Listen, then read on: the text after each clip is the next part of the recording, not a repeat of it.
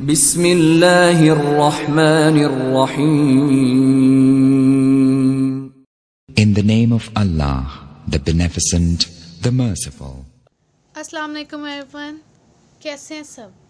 I hope you all are fine. Dear, इससे पहले जो मैंने लेक्चर दिया उसमें मैंने अकाउंटिंग साइकिल स्टार्ट किया था।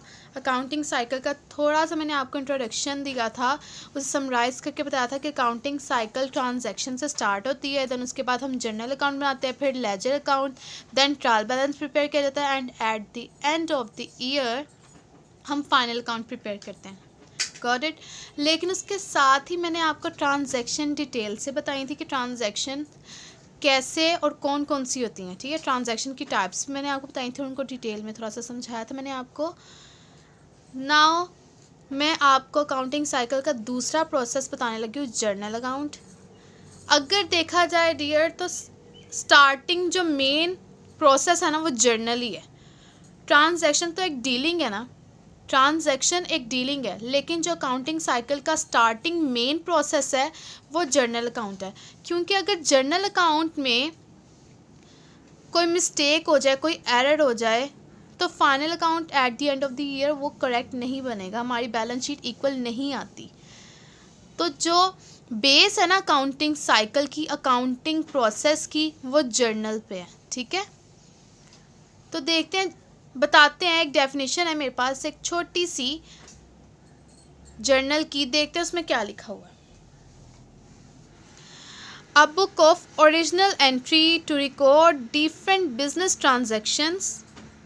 A book of original entry to record different business transactions, chronological order.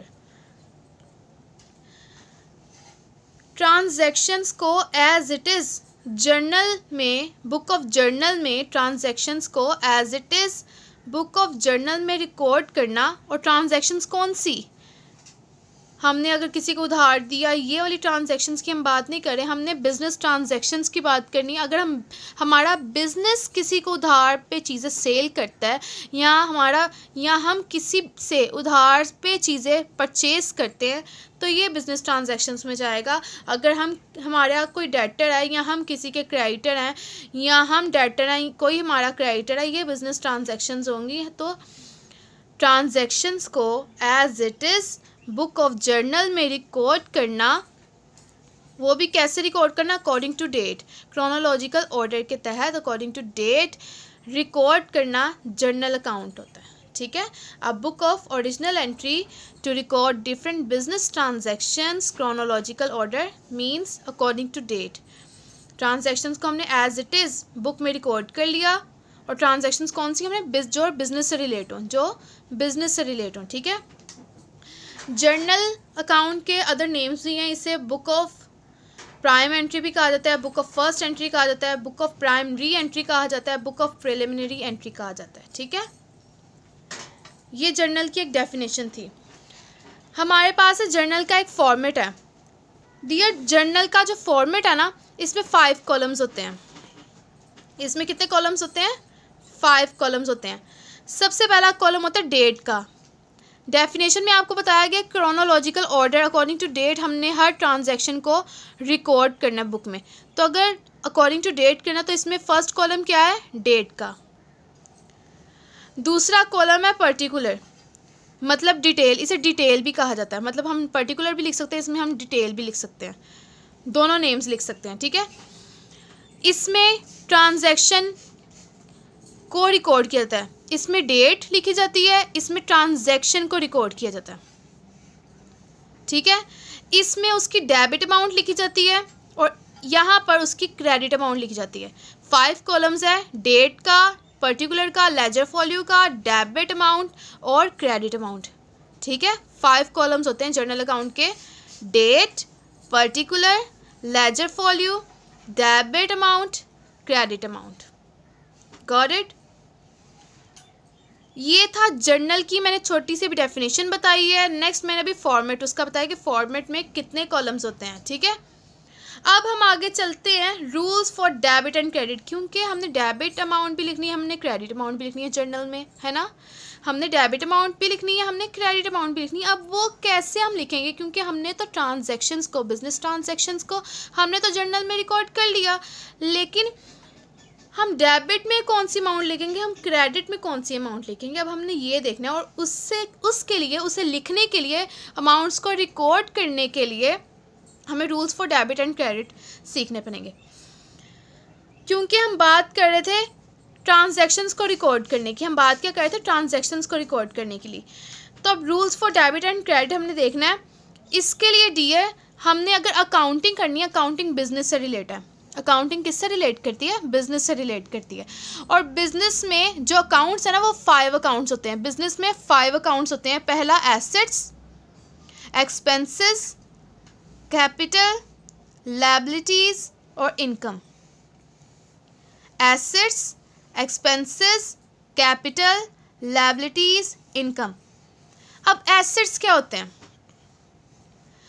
Assets dear वो होते हैं जो हमें 1 साल से ज़्यादा बिजनेस में फ़ायदा पहुंचाएं, जो हमें 1 साल से ज़्यादा बिजनेस में फ़ायदा पहुंचाए। फॉर एग्जांपल, ये हम जब बिज़नेस हम कोई स्टार्ट करते हैं तो उसमें जब हम फर्नीचर लेते हैं, मशीनरी लेते हैं और भी बहुत सी चीज़ें हम लेते हैं, तो जो हम फर्नीचर लेते हैं हम उसे बार बार हर मंथ तो चेंज नहीं करते ना। बिज़नेस तकरीबन कम से कम 3-4 साल में जो हम बिज़नेस स्टार्ट करते हैं, उसमें जो फर्नीचर होता है वो 3-4 साल तो कम से कम चल जाता है। उसमें जो मशीनरी होती है वो भी 3-4 साल कम से कम चल जाती है। वैसे तो ऑलमोस्ट इससे ज़्यादा अरसा हम इस्तेमाल करते हैं उस फर्नीचर को भी, मशीनरी को भी, प्लांट को भी। हम प्लांट, अगर हम एक बिल्डिंग परचेज़ करते हैं, हम नेक्स्ट मंथ बिल्डिंग सेल करके दोबारा न्यू तो नहीं ना ख़रीद लेते, या हम हर महीने अलग अलग बिल्डिंग्स तो नहीं ना ख़रीदते। एक ही जो बिल्डिंग है वो काफ़ी अरसा हम इस्तेमाल करते हैं। तो एसेट्स वो होते हैं जो हमें 1 साल से ज़्यादा के अरसे में फ़ायदा पहुंचाए। ठीक है। And one more thing, assets हमेशा उस नाम से ही बिज़नेस में हमने रिकॉर्ड करने हैं जिस नाम में बिज़नेस में आते हैं। मतलब हमने अगर मशीनरी परचेज़ की है ना, हमने एसेट्स नहीं लिखने। हमने यहाँ पर जब हमने जर्नल बनाना है ना, तो हमने अगर मशीनरी परचेज़ की, हमने उसे एसेट्स नहीं लिखना, हमने मशीनरी के नाम से ही एंट्री करनी है। अगर हम फर्नीचर सेल कर रहे हैं तो हमने एसेट्स नहीं लिखने कि हम एसेट्स सेल करें, हमने फर्नीचर ही लिखना है कि हमने फर्नीचर सेल की। एसेट्स जिस नाम से बिज़नेस में आते हैं उसी नाम से रिकॉर्ड होते हैं। एसेट्स जिस नाम से बिज़नेस से जाते हैं उसी नाम से हमने रिकॉर्ड करने। अगर हम परचेज़ मशीनरी कर रहे हैं तो हमने मशीनरी ही लिखना है। अगर हम सेल फर्नीचर कर रहे हैं तो हमने फर्नीचर ही लिखना है। ठीक है। एसेट्स जिस नाम से बिज़नेस में आते हैं उसी नाम से रिकॉर्ड किए जाते हैं, और जिस नाम से बिज़नेस से जाएंगे उसी नाम से रिकॉर्ड किए जाते हैं। अब एसेट्स में क्या क्या आ जाता है? लैंड आ जाती है, बिल्डिंग आ जाती है, कैश आ जाता है, फर्नीचर आ जाता है, मोबाइल आ जाता है, और भी ऑलमोस्ट बहुत सी चीज़ें हैं जो एसेट्स में आ जाती है। मतलब हर वो चीज़ जो हमें 1 साल से ज़्यादा के अरसे में फ़ायदा पहुँचाए वो एसेट्स में आएगी। ठीक है। अब एसेट्स जब इंक्रीज़ होंगे, मतलब एसेट्स इंक्रीज़ कब होते हैं? जब हम परचेज़ करते हैं, चाहे वो बिल्डिंग हो, मशीनरी हो, फर्नीचर हो, प्लांट हो, और या फिर कैश हमारे बिज़नेस में आ रहा हो, क्योंकि कैश भी एसेट होता है, या फिर कैश हमारे बिज़नेस में आ रहा हो तो वो भी इंक्रीज़ हो रहा है। हमारे बिज़नेस के कैश में इंक्रीज़ हो रहा है, हमारा बिज़नेस का कैश इंक्रीज़ हो रहा है। और उसके अलावा account receivable, debtors, account receivable जो डेटर्स होते हैं, डेटर्स हमारे बिज़नेस के लिए एसेट्स होते हैं। डेटर्स हमारे बिज़नेस के लिए एसेट्स होते हैं, और एसेट्स जब इंक्रीज़ करते हैं तो डेबिट होते हैं। मतलब हमारे बिज़नेस में आएंगे तो डेबिट, और हमारे बिज़नेस से जाएंगे तो क्रेडिट। एसेट्स इंक्रीज़ होते हैं तो डेबिट, डिक्रीज़ होते हैं तो क्रेडिट। ठीक है। नेक्स्ट चलते हैं। नेक्स्ट है हमारे पास अकाउंट होता है एक्सपेंसेस। एक्सपेंसेस किसे कहते हैं? अखराजात को कहते हैं। अब बिज़नेस में जो हमारे एक्सपेंसेस हैं वो कहाँ कहाँ पर होते हैं? जब हम रेंट पे करते हैं, जब हम रेंट पे करते हैं तो वो हमारे एक्सपेंसेस होते हैं। जब हम डिस्काउंट पे करते हैं तो वो हमारे एक्सपेंसेस होते हैं। जब हम इनकम पे करते हैं दूसरों को, क्योंकि हमने अपने बिज़नेस पॉइंट ऑफ व्यू से देखना है, तो हम बिज़नेस में हम इनकम दूसरों को देते हैं, हम अपने जो हमारे स्टाफ है हम उनको पे करते हैं। तो जब हम इनकम पे करते हैं तो वो भी हमारे एक्सपेंसेस होते हैं।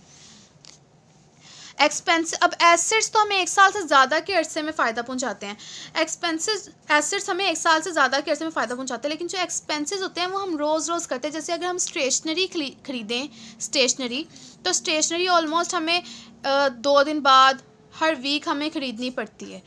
तो एक्सपेंसेस जब इंक्रीज़ करते हैं तो वो डेबिट, और डिक्रीज़ करें तो क्रेडिट। एक्सपेंसेस इंक्रीज़ करें तो डेबिट, डिक्रीज़ करें तो क्रेडिट। नेक्स्ट है कैपिटल। कैपिटल सरमाया। जब owner of the business, proprietor of the business, boss of the business, जब बिजनेस में कैश को, एसेट्स को डिपॉजिट करेगा, मतलब सरमाया लगाएगा, तो वो क्रेडिट होगा। कैपिटल जब इंक्रीज़ होता है तो वो क्रेडिट होता है, और कैपिटल जब डिक्रीज़ होता है तो डेबिट होता है। कैपिटल इंक्रीज़ करे तो क्रेडिट, डिक्रीज़ करे तो डेबिट। यानी ओनर ऑफ द बिजनेस जब डिपॉजिट करेगा कैश को या एसेट्स को इन द बिजनेस तो क्रेडिट होगा, अगर वो विड्रॉ करेगा कैश को या एसेट्स को तो डेबिट होगा। ठीक है। नेक्स्ट है लायबिलिटीज़। ये 4th अकाउंट होता है अकाउंटिंग में, लायबिलिटीज़। लायबिलिटीज़ डियर कहते हैं जिम्मेदारियों को। जिम्मेदारियां किसकी? बिजनेस की जिम्मेदारियों को लायबिलिटीज़ कहा जाता है। सबसे पहली बात ये कि बिजनेस की जिम्मेदारियां कौन सी होती हैं।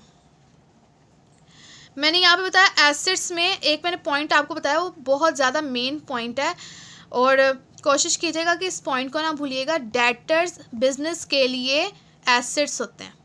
डेटर्स बिजनेस के लिए एसेट्स होते हैं।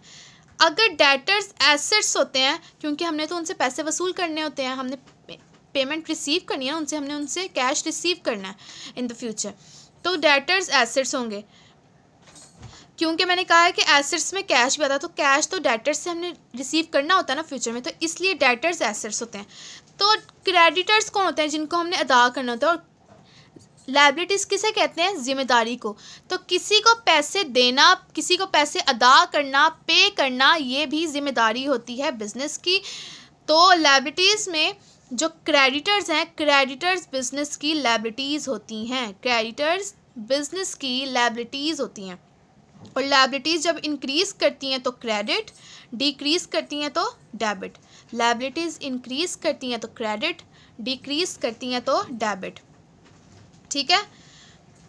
4 बता चुकी हूँ, एसेट्स, एक्सपेंसेस, कैपिटल, लायबिलिटीज़। ठीक है। लास्ट अकाउंट है बिजनेस में अकाउंटिंग का, अकाउंटिंग प्रोसेस का लास्ट अकाउंट है इनकम। इनकम आमदनी होती है। पे करें तो एक्सपेंस, रिसीव करें तो इनकम। अब इनकम जब इंक्रीज़ करती है तो क्रेडिट, डिक्रीज़ करती है तो डेबिट। इनकम इंक्रीज़ करे तो क्रेडिट, डिक्रीज़ करे तो डेबिट। 5 मैंने कंप्लीट अकाउंट्स आपको बता दिए हैं। एसेट्स जो हमें 1 साल से ज़्यादा के अरसे में फ़ायदा पहुंचाते हैं, और वो एसेट्स कौन कौन से होते हैं? Land, building, machinery, furniture, plant, cash, mobile etcetera, और भी बहुत सी चीज़ें। एक्सपेंसेस, रेंट हम पे कर रहे हैं, सैलरी पे कर रहे हैं। उसके अलावा स्टेशनरी अगर हम परचेज़ करें तो वो भी हमारे एक्सपेंसेस में आ जाएगा। कैपिटल सरमाए को कहते हैं। लायबिलिटीज़, और मेन दोबारा बात बता रही हूँ, डेटर्स एसेट्स होते हैं, क्रेडिटर्स लायबिलिटीज़ होती हैं। ठीक है। अकाउंट रिसीवेबल एसेट्स है, अकाउंट पेएबल लायबिलिटीज़ है। इनकम इंक्रीज़ करे तो क्रेडिट, डिक्रीज़ करे तो डेबिट।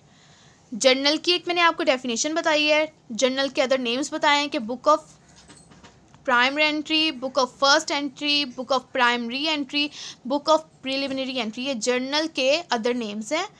मैंने आपको फॉर्मेट बताया है कि इसमें जर्नल में 5 कॉलम्स होते हैं। फर्स्ट डेट का, दूसरा पर्टिकुलर का, तीसरा ledger folio, 4th debit amount, 5th credit amount. मैंने rules for debit and credit के 5 अकाउंट्स भी आपको बताया, और वो ये भी बताया कि इंक्रीज़ करे तो ये क्या होता है और डिक्रीज़ करे तो क्या होता है। ठीक है। आई होप कि आज के लेक्चर की आपको समझ आई होगी। If you like my work then like, share and comment करना मत भूलिएगा। And also don't forget to click the bell icon for more updates. अल्लाह हाफिज़, फ़ी अमानिल्लाह, हैव अ नाइस डे।